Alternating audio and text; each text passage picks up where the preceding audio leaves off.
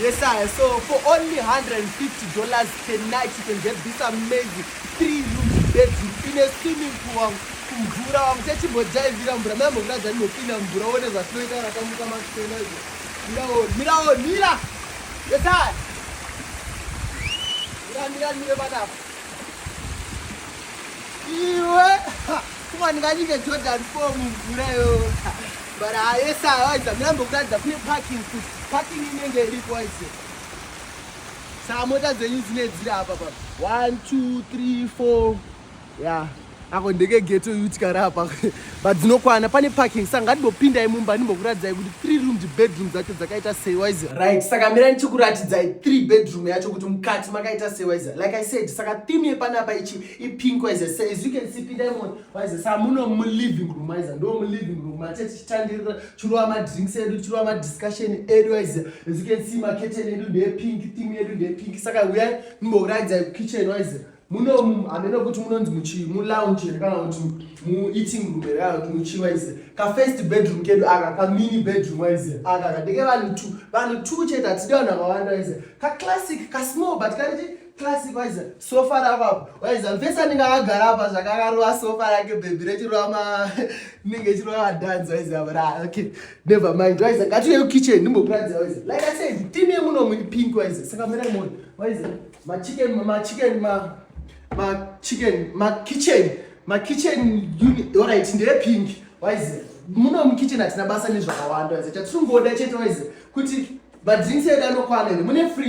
fridge irimo waize saka hapana waize madrinks edu anokwana umu waize saka B&B rinori nyama waize kana kusina magetsi mune solar as you can see kunzwa isolar iyo waize saka uya eshashon uya kunokutera nyingi ndaunokuradza mamwe mabedroom tera nyingi ita pension hanga right ndaunokuradza mamwe mabedroom sa right so bedroom number 2 iri muno matika muno ndo bedroom like I said theme yemuno ko light show ndibadza light aman kavesa badza light right you guys munyatsoona ka bedroom kana ka second bedroom waize theme curtain pink nyama waize samana ndikuradza bedroom yekupedzisira waize vanenge vachirwara nemudumbu vanenge vachida kugeza chinova chichi kuna katabu kanyama yaone shama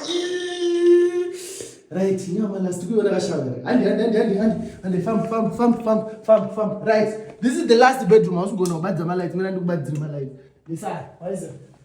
muno mumuchi mu last bedroom the bigger bedroom waize kana taenda ku B&B ne boys papa panena na shoni anana boys nana muno mndo mangu waize boys tikunzwanane waize saka muno mune muri nyama mune insult waize just in case umuntu ukarwara nemudumbu suda ubuda kune toilet vangu nongopinda hapo muno obvaita chi business yako so let's go outside nokuradza kuti nature yepanze yakaita sei waize right saka ukona kuno kwaiza nature wangu ukunzwa ka sound ke nature kaye kuti mabuda makuseni papa munyatsogara tumachiya chenyu apa maiza munyatsonzwa kanzwa nature inzwa ka quietness muri ma mountains ona green sha wangu iwe peace wanzo ukunzwa peace ka life soft life uzadaro waiza this B&B is an amazing so if you want this B&B you can download Haus application you go on Haus waiza or download or search